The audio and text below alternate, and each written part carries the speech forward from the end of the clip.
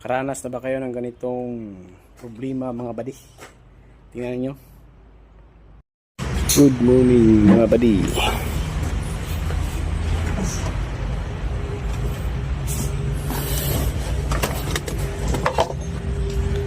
Nakaranas na ba kayo ng ganitong pangyayari?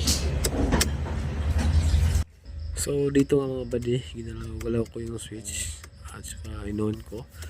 At yan nga, napansin nyo, may nagpapita na di dapat.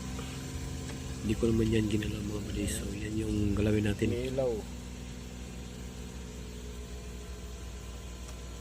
Ay mga palong.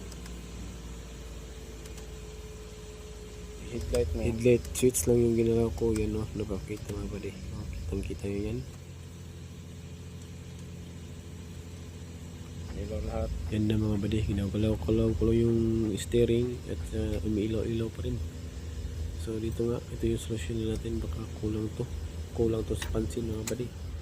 Hali kayo, samahan nyo ako mga buddy. Sulbarin natin to.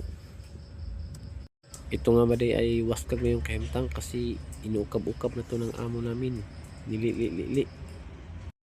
Ito ang problema mga kabady, yung ground nya.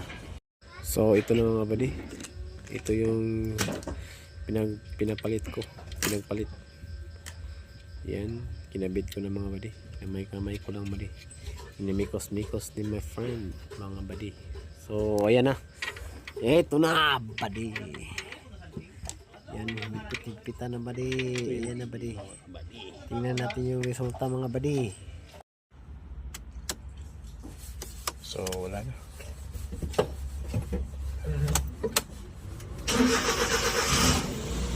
So wala nang umilaw mga buddy. Pag wala na dyan, hindi kagaya sa kanina.